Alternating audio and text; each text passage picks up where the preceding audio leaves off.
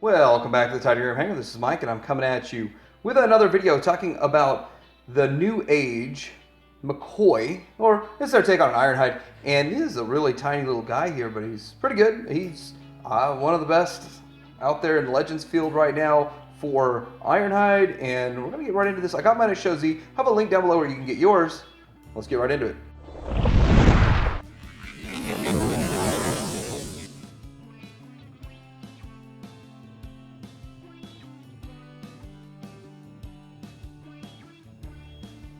So this is what the packaging looks like. It looks okay, I guess. It's got kind of the window box look to it. Interesting green background. Yeah, it'll work. I guess it's kind of the NewAge style here. I was kind of expecting to look like the other box that I just recently reviewed with the Monero, but yeah, it works. So looking at this guy, he's got a little bit of paint on him. He looks okay. I mean, the plastic is red, so you don't gotta worry about that paint chip. And this is the same type of paint that we saw on Monero on his back window, but they did it on all the windows, which I think either you're gonna go all the windows with paint or all the windows with clear plastic. I think that's the route to go. If you're gonna do that and you're gonna make that design choice, go the whole way. Got little painted windshield wipers on there. We got paint on the headlights and the bumper, which are the same color paint, and that nice yellow stripe. That's some really good detail in the very back panel with the pinstriping in the yellow stripe, and then the rear windshield washer. Pretty good. It looks good. The top, there's a big hole in the top, which I'm guessing is where the ambulance light bar for the other version of this mold, which is Ratchet, which I don't know if I'm gonna pick up Ratchet. I mean, I'm thinking about it. I'm gonna see how good I like this one and possibly pick up Ratchet down the road, but you know, for 30 bucks each, you know, it's like, wow. I like having a different representation, like a different company doing Ratchet maybe. I might go that route. Now the bottom looks pretty clean, but I really like how you have weapon storage or accessory storage. Now, if you're gonna store this pile driver thing, whatever it's called, in his alt mode like this, you wanna put it in, plug it in while you're transforming it, because it's really, really hard to do just like this. So once you got it transformed, it's real easy to slide in there. Same thing with the gun.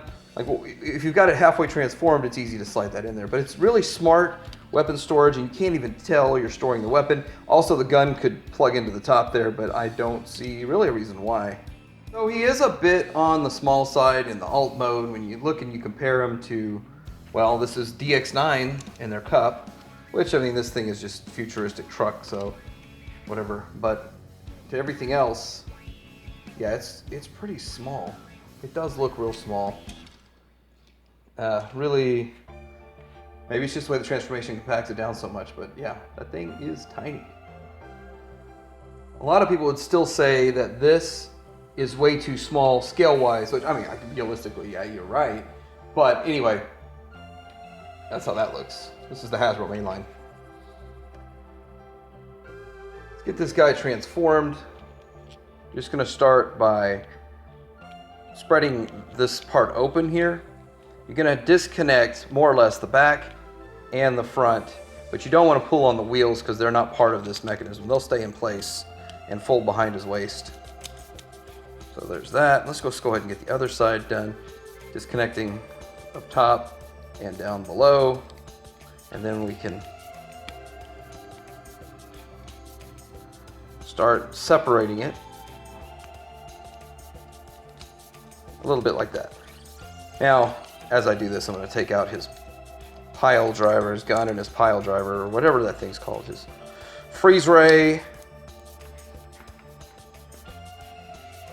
Okay, so we're going to do one leg at a time here. We're going to fold this around like so. Then we have to fold this down and over. And then we want to create his heel with this piece back here, and then fold his toe around. And we've got a leg sort of in place, getting it situated. We'll do that here in a little bit. So let's go do the other leg. Do the same thing we did before. Fold this around like that, then this whole top mechanism here will fold over and close this in and form the heel. That just kind of slid in on its own. I didn't do that. Create the toe, and then if we stay on in frame here, kind of make everything work. So we're really gonna move this down. We want to get his head up, and we're going to, from this spot here, fold these wheels up on each side, and then we're going to disconnect the arms. As you can see, we're going sort of from the back, and his arms form the rear quarter panel windows, sort of. I guess that's what you would call it. And then up top here, we have what's going to be his chest or his shoulders. So sliding this down, forming the shoulder, just like that. But you don't want his head to go that far forward. Right, keeping all that in frame. That was easy. This goes to the top, and then you fold this little piece under, and we work on his arms. Got to close this up.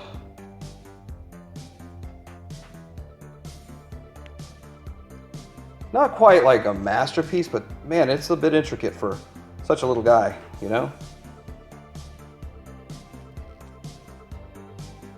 Not to the level like a masterpiece one would probably be more work. But anyway, that's about his transformation. We're gonna clean him up a bit and have a look at him. So here is the Mccoy in his robot mode, and I think he looks pretty good. I like him. He is probably the sleekest, best looking version of Ironhide that you're gonna get. And so looking at him, of course, you've got his face, which, yeah, it's so tiny. Let's get that tiny little face in there, in the frame, in focus. It looks okay. I don't think that's the most Ironhide-ish look, but that small, it's hard to do. A lot of the paint carries over from the alt mode. I do feel like it feels strange. It's like his unfinished side of his hand is showing. And I was trying to figure out how to get more of a finished side look. I don't know, but it wouldn't work for me. So I guess I have to have it show like this. But it's more paint that kind of shows through from alt mode. Pretty clean in the back. Yeah, I like him. I think he looks good. I mean, there's very little kibble. Now, yes, you do have to be careful when posing him. With a lot of these Legends figures, it's such tiny feet. But if you get him in the right pose, you can just take it and put him on a shelf and be, okay, he'll stand.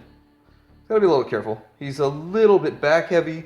So, yeah, there's that. Well, let's get into some articulation with this guy. His head, of course, is on a ball joint, looks up and down. Oh, on a ball joint, looks up and down. His arm goes out to the 90. He can do the 360. You have the thigh, or I'm sorry, bicep swivel. A 90 on the elbow. And the hands are removable, both of them. You can remove the hands and just slide in that accessory there. You do have the waist swivel. No tilt, no waist bend there. Okay, so you got a 90 front and back. You can move back and forth here with the thigh swivel and a 90. You know, it looks like it could have been a double jointed knee there, but it's not. And you have everything you need with the ankle and the toe. Well, the toe actually doesn't do anything, so yeah, just a ankle rocker. But you can get some decent poses out of this guy with the articulation. That's one thing NewAge and I think Magic Square is pretty close with the articulation piece. Now the hands are tiny, you might lose them, so they give you 2 more sets. Now this is actually something that they do with sort of some of the other action figures where they just give you different hand poses. I don't know why they went that route with this, but hey, I guess he likes to point a lot, so there you go. And with this small, you can't really have posable hands. Give me a high five, Prime. Yeah, that'll work. Get some comparisons going on right now. This is next to NewAge's Agamemnon, which is what got me into NewAge. But he's significantly smaller. I would think Ironhide would be a lot taller than that. And so with that, we have the Magic Square Prime. And I mean, I'm okay with that size, but if you're looking at the same company, I just think Ironhide is much closer to Megatron's height than that. And so, I don't know, he's a bit tad small. We'll see the other options here in just a minute. Here he is next to another NewAge option. And okay, so this does look right. So it looks Legends minus. I don't know if you noticed in the last frame there where these flaps on the inside, for whatever reason, I didn't do anything. They were just kind of unfolding. Had to fold it back in. Anyway, that looks perfect. That looks good. And they're both great designed figures. You know, they look good. They look good together, and they look good individually, and they look good in a group, as you're going to see. Now, I kind of always said that I felt Carbots were too small, and now in the Legends, Carbots are pretty big, if it depends on which one you get. And they're as big as Ironhide. Well, this is Toy World, and that is it's Iron Factory. So, with that, I mean, can you live with this as your scale, as Ironhide being as small, if not smaller, than Mirage and Wheeljack? The only Mirage and Wheeljack options that are out there? That's up to you to decide.